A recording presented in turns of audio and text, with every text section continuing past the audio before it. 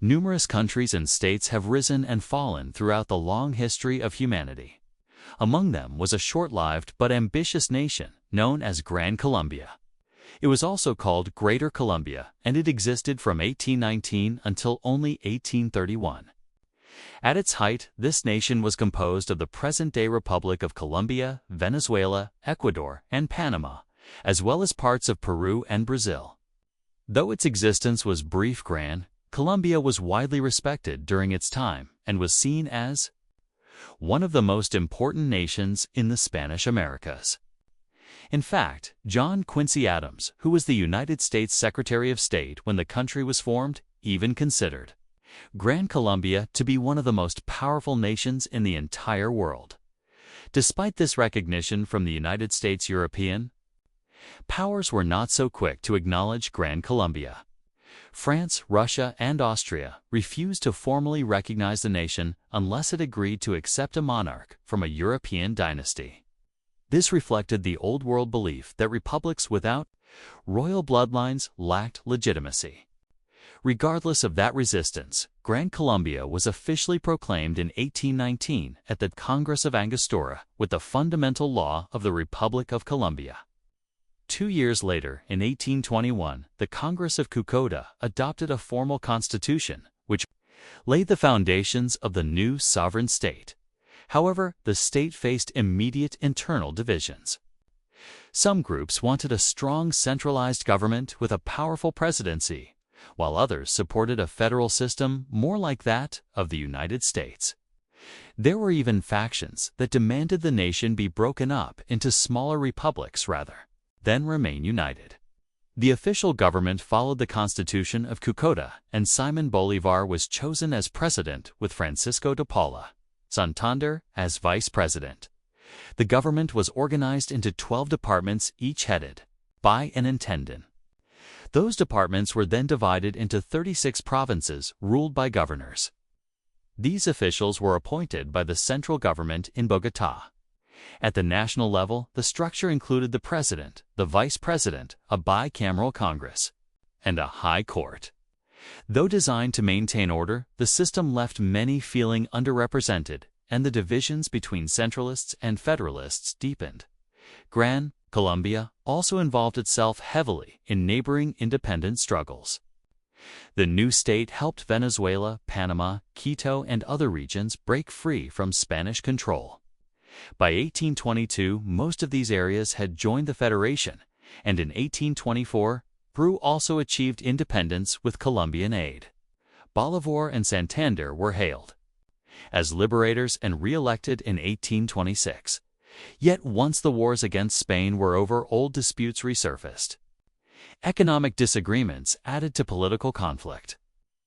For instance, the region of present-day Ecuador had long suffered from competition in its textile industry and demanded tariff protections.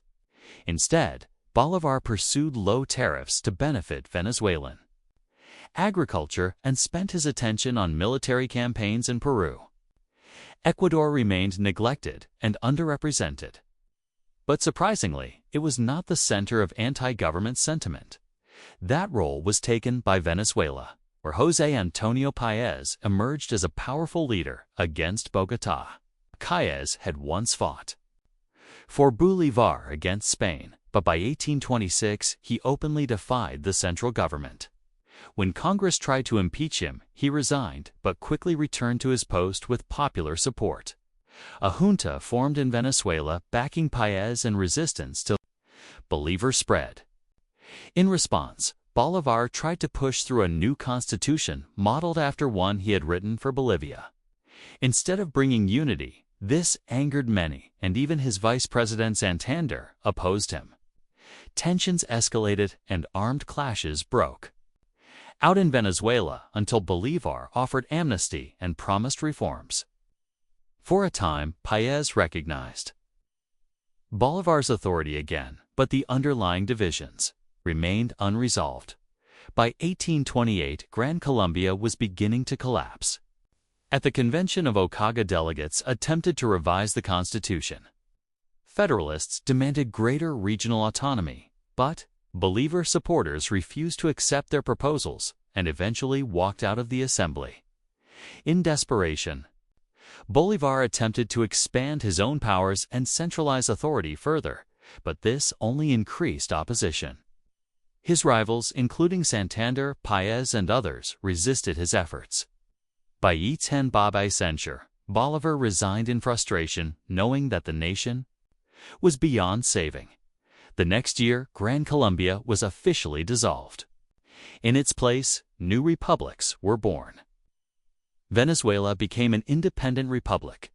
Ecuador followed the same path, and New Granada emerged, which later evolved into the Grenadine Confederation in 1858, then the United States of Colombia in 1863, and finally the Republic of Colombia in 1886. Panama, which had originally joined Gran Colombia, remained part of Colombia until 1903, when it declared independence with heavy influence from the United States. Gran Colombia's collapse was, in many ways, inevitable. The political divisions between centralists and federalists were too deep. Economic differences between regions were too difficult to reconcile. Leaders like Bolívar and Santander disagreed bitterly, and their rivalry weakened the government. Further, though foreign observers such as John Quincy Adams believed Gran Colombia to be a rising power, it was, in reality, a fragile union that struggled constantly to stay together. Its existence remained significant, however. Gran Colombia demonstrated both the ambition and the challenges of building a united Spanish-American state after independence. It showed the difficulty of balancing regional interests across vast territories. It revealed the consequences of leadership conflicts at the highest level. Ultimately, it lasted little more than a decade, but its legacy can still be seen in the countries that emerged from its dissolution. It is also important to reflect on the personalities involved, because Gran Colombia's story was shaped as much by men as by structures. Bolívar dreamed of a united continent free of colonial rule. His vision was grand and romantic, but he underestimated the power of regionalism and the depths of mistrust between different territories.